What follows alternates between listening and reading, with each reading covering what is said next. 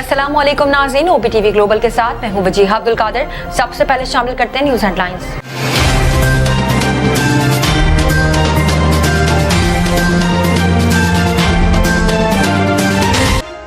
वज़ीर आज़म शहबाज शरीफ ने हाजी गुलाम अली को नए गवर्नर खैबर पख्तूनख्वा मुकर्रर करने की समरी सदर मुमलिकत ने मंजूर कर ली।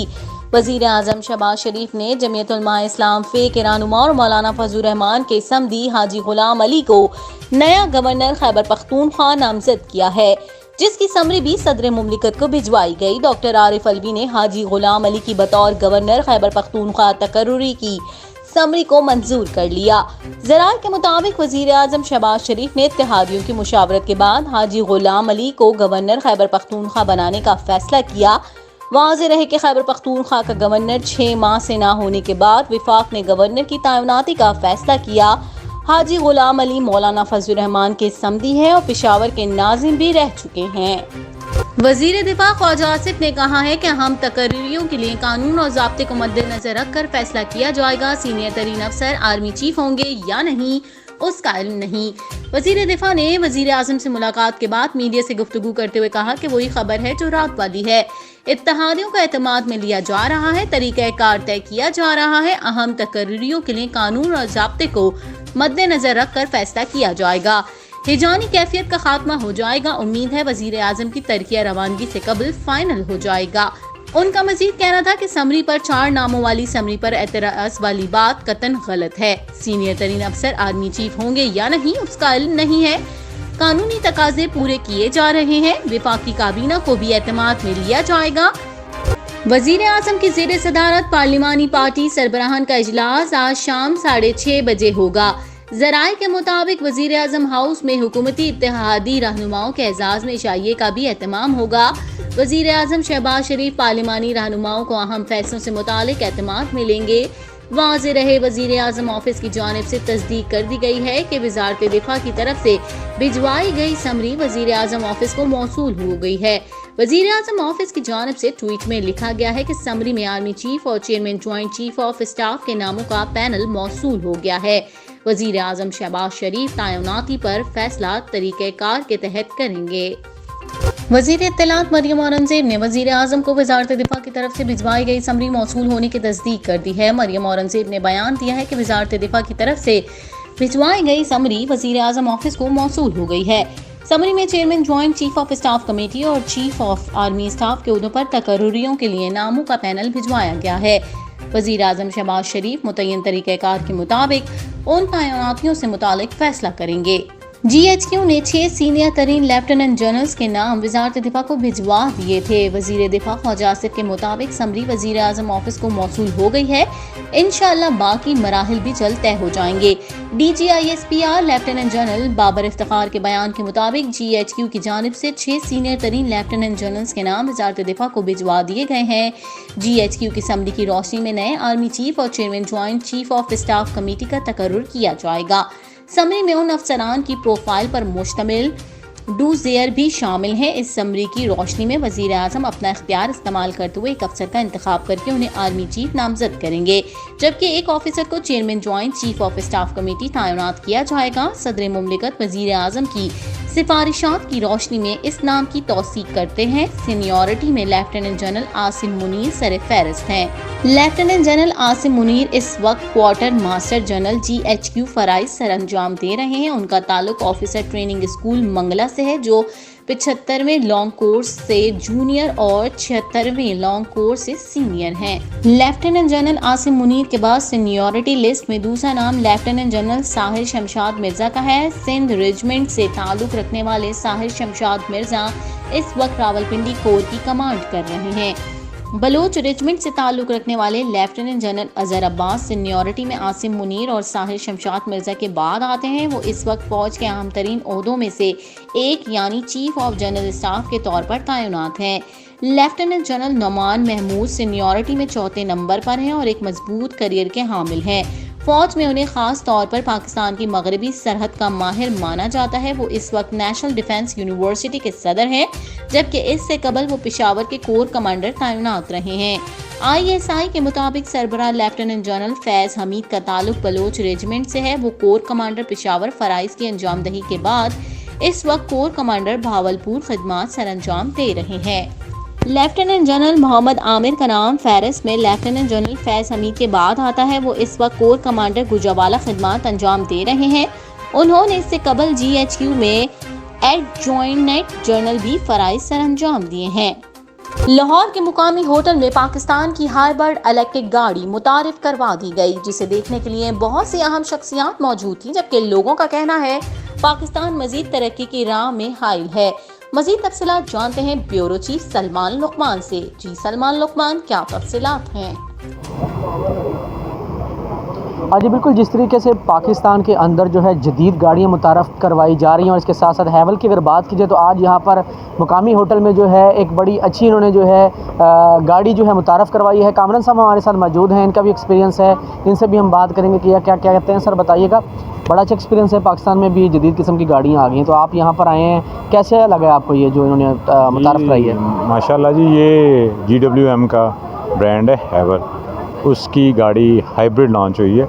وہ 20 لیٹر کرتی ہے، 20 کلومیٹر پر لیٹر، اور اس میں اور بہت سارے فیچرز ہیں۔ اور ان کی پہلے بھی گاڑیاں بائک کے نام سے جو ہے، یہ جو برانڈ ہے یہ بہت بڑا ہے، اور اب اس طرح کی ہائبرڈ گاڑیوں کی ضرورت ہے، چونکہ پیٹرول کی بہت زیادہ بل ہے ہمارا، امپورٹ بل، تو یہ اس کی بہت ضرورت ہے۔ اور وہ آنے والے وقت میں میرا خیال ہے کہ اس طرح کی بہت ساری ہائبرڈز آئیں گی، اور اس کے بعد الیکٹرک کارز آئیں گی، اور یہ فیوچر ہے پاکستان کا۔ اچھا کامران صاحب، یہ بھی بتائیے گا کہ جس طریقے سے دیگر ممالک کے اندر جو ہے گاڑیاں جو ہے چلتی ہیں، اب جس طرح ابھی یہ الیکٹرک بس بھی چلا دی گئی ہے لاہور کے اندر، آپ کے سامنے ہی ہے، سمجھتے ہیں کامیاب ہوگی؟ جی بالکل بالکل کامیاب ہوگی، اور اب تو سروس اس کے اسٹیشن میں لگے ہیں الیکٹرک کے، اور میرا خیال ہے آنے والے وقت میں یہ اور لگیں گے۔ اور پاکستان میں چونکہ کلائمیٹ کا بھی بڑا مسئلہ ہے، بہت سارے پرابلم ہے، تو میرا خیال ہے کہ الیکٹرک کارز آنی چاہیے، اور یہ فیوچر ہے پاکستان کا۔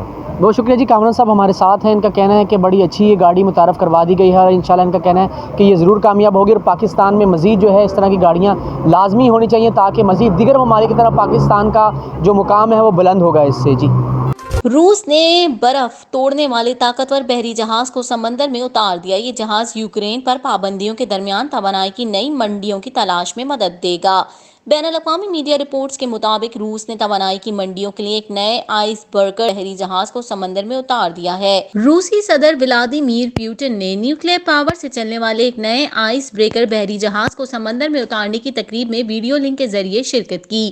یہ بحری جہاز روس کو آرکٹیکا کو ترقی دینے اور یوکرین پر پابندیوں کے درمیان توانائی کی نئی منڈیوں کی تلاش میں مدد دے گا۔ ولادیمیر پوٹن نے ویڈیو لنک کے ذریعے یاکوتیا نامی بحری جہاز کو سمندر میں اتارنے کی تقریب سے خطاب کیا، جو سینٹ پیٹرزبرگ میں منعقد کی گئی تھی۔ روسی صدر کا کہنا تھا کہ یاکوتیا نامی یہ بحری جہاز روس کے لیے اسٹریٹجک اہمیت کا حامل ہے۔ واضح رہے کہ یاکوتیا نامی یہ بحری جہاز آرکٹیکا کی سمندری برف کو راستے سے ہٹانے کا کام کرے گا، جو جوہری طاقت سے چلتا ہے۔ کریملن کے سربراہ نے روس کی معیشت اور پیداوار میں موجود مشکلات کے باوجود یوکرین میں ماسکو کے حملے پر مغربی پابندیوں کے واضح سے اپنے ملک کے جوہری بیڑے کو تیار کرنے کا عزم کیا۔ روسی صدر کا کہنا تھا کہ ہم اپنی جوہری آئس بریکر بیڑے کی صلاحیتوں میں اضافہ کریں گے۔ صدر پوٹن نے کہا کہ یورال نامی بحری جہاز کے بھی دسمبر میں آپریشنل ہونے کی امید ہے، جبکہ یاکوتیا 2024 کے آخر میں بیڑے میں شامل ہو جائے گا۔ یہ دونوں بحری جہاز شمال بعید میں انتہائی سخت موسمی حالات کا مقابلہ کرنے کے لیے ڈیزائن کیے گئے ہیں۔ ان کی لمبائی 173 میٹر اور 568 فٹ ہے، اور یہ 2.8 میٹر تک موٹی برف کو توڑ سکتے ہیں۔ روسی رہنما نے کہا کہ یہ بحری جہاز ماسکو کی ایک عظیم آرکٹک طاقت کے طور پر روس کی حیثیت کو مستحکم کرنے کی کوشش کا حصہ ہیں۔ انہوں نے ایک بار پھر نام نہاد شمالی بحری روٹ کو بحری جہازوں کی آمد و رفت کے لیے تیار کرنے کی اہمیت پر زور دیا، جو بحری جہازوں کو روایتی سوئز نہر کے مقابلے میں صرف 15 دن تک ایشیائی بندرگاہوں تک تیزی سے رسائی فراہم کر سکتا ہے۔ واضح رہے کہ مشرقی آرکٹک میں موسم سرما میں بحری جہازوں کی آمد و رفت نومبر میں بند ہو جاتی ہے، لیکن ماسکو کو امید ہے کہ برف توڑنے والے بحری جہاز یورال اور یاکوتیا اس راستے کو قابل استعمال بنانے میں مدد کریں گے۔ فیفا ورلڈ کپ میں گزشتہ روز ارجنٹینا اور سعودی عرب میچ کے دوران عربی زبان میں خوبصورت کامنٹری کی ویڈیو نے سوشل میڈیا پر دھوم مچا دی ہے۔ قطر میں جاری دنیا کے سب سے مقبول کھیل فٹ بال کے ورلڈ کپ میں گزشتہ روز سعودی عرب نے ٹورنامنٹ فیورٹ ارجنٹینا کو اپ سیٹ شکست دے کر تاریخی فتح حاصل کی، جس کے بعد اس میچ کی عربی میں ہونے والی خوش الحان کمنٹری سوشل میڈیا پر وائرل ہو گئی اور صارفین کو کمنٹیٹر کے جوش نے دیوانہ بنا دیا۔ سماجی رابطوں کی ویب سائٹ ٹویٹر پر وائرل اس ویڈیو میں دیکھا اور سنا جا سکتا ہے کہ میچ کے سنسنی خیز لمحات میں جب سعودی کھلاڑی گول پوسٹ کے قریب ارجنٹائن پر حاوی ہوتے ہیں تو عربی زبان میں کامنٹری کرنے والے کامنٹیٹرز کا جوش بھی کھلاڑیوں کی حرکت کے ساتھ گھٹتا بڑھتا ہے۔ ایک موقع پر فٹ بال سعودی کھلاڑی کے پاس سے نکل جاتی ہے تو پرجوش کامنٹیٹر کی آواز میں دھیما پن آ جاتا ہے، لیکن جیسے ہی دوبارہ گیند سعودی کھلاڑی کے پاس آتی ہے تو کامنٹیٹر کے جوش و جذبے میں بھی اضافہ ہو جاتا ہے، اور جیسے ہی گول ہوتا ہے تو کامنٹیٹر والہانہ انداز میں کئی بار اللہ اللہ اللہ کے معتبر نام کا ورد کرتا ہے اور اس آواز سے اسٹیڈیم گونج اٹھتا ہے۔ ارجنٹینا کے خلاف گول اسکور کرنے پر کامنٹیٹر کی عرب زبان میں کامنٹری کو صارفین کی جانب سے خوب پسند کیا جا رہا ہے، جبکہ دنیا بھر کے میڈیا نے بھی اس سے سرخیوں میں جگہ دی ہے۔ واضح رہے کہ گزشتہ روز کھیلے گئے میچ میں سعودی عرب نے ارجنٹینا کو ایک مقابلے میں 2 گول سے ہرا دیا تھا۔ اس تاریخی فتح پر میچ کے بعد سعودی کھلاڑیوں کی میدان میں سجدہ ریز ہونے کی تصاویر بھی وائرل ہوئی تھی، جبکہ ولی عہد شہزادہ محمد بن سلمان کی میچ دیکھنے کی تصاویر اور بارگاہ الہی میں سجدہ شکر کی تصاویر نے میڈیا میں خوب جگہ سمیٹی تھی۔ فٹ بال ورلڈ کپ کی 88 سالہ تاریخ میں پہلی بار کھیلوں کے اس عالمی میلے میں اسلامی رنگ نمایاں ہے۔ افتتاحی تقریب میں قرآن پاک کی تلاوت، نماز کے لیے افتتاحی تقریب روکنا، غیر اسلامی لباس پہننے اور شراب پر پابندی جیسے اقدامات نمایاں ہیں۔ بالی ووڈ میں کئی رشتے بنتے اور ٹوٹتے ہیں، کچھ کی وجوہات سامنے آ جاتی ہیں جبکہ متعدد کئی سالوں تک ایک راز کی طرح رہتے ہیں۔ ایسا ہی کچھ ماضی کی مقبول جوڑی ابھیشیک بچن اور کرشمہ کپور کے ساتھ ہوا، جن کے بارے میں 2000 کی دہائی میں یہ خبریں سرگرم تھی کہ جوڑی جلد رشتہ ازواج میں منسلک ہو جائے گی۔ تاہم اس حوالے سے کوئی بھی حتمی خبر سامنے نہیں آئی تھی، نہ ہی کرشمہ اور ابھیشیک نے اس بات کی تصدیق کی تھی۔ اب تقریباً 22 سال بعد اس راز سے پردہ اٹھا ہے، جس میں معروف فلم ساز سنیل درشن نے دونوں کی منگنی کی تصدیق کرتے ہوئے علیحدگی کی وجہ بھی بتائی۔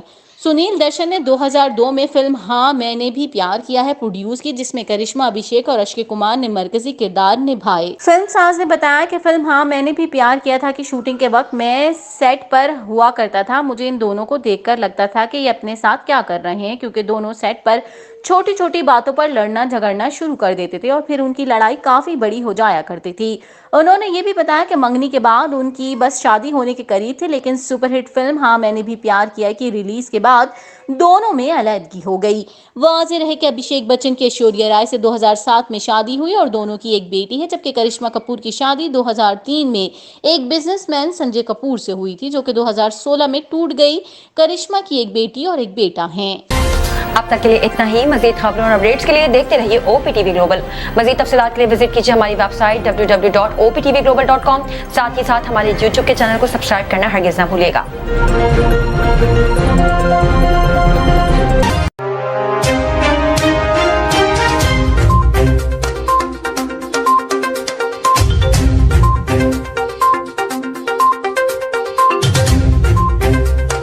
پاکستان اور دنیا بھر کی خبریں،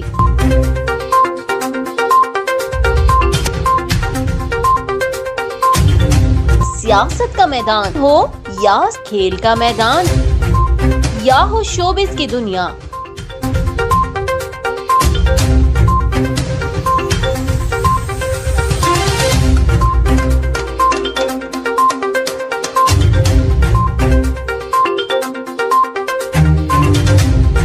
حق اور سچ کا ترجمان OPTV گلوبل، اوورسیز پاکستانیوں کا واحد channel.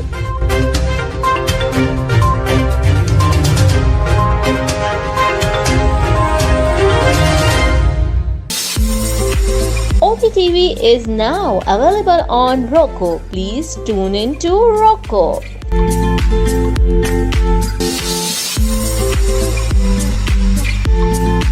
7.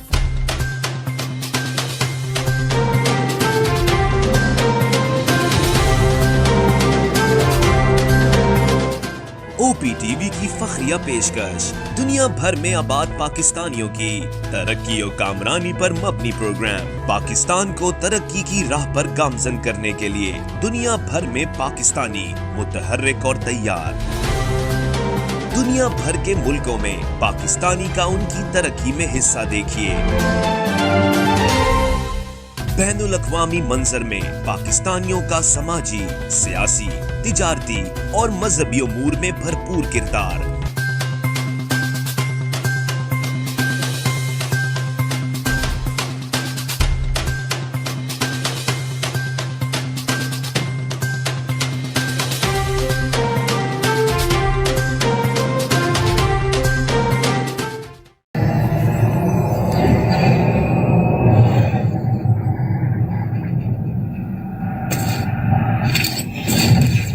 Kaba Fusion is a pharmacist-owned, patient-focused team of professionals with over 30 years' experience providing intravenous medication to pediatric and adult patients in the comfort and safety of their own home. Founded by Dr. Sohail Masood, a pioneer in the home infusion industry and recipient of Ernst & Young's Entrepreneur of the Year Award, Kaba Fusion has 28 state-of-the-art compounding pharmacies across the country with service capabilities nationwide.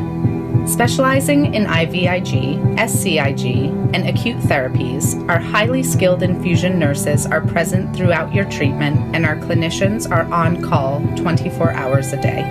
Please visit us at kabafusion.com for more information.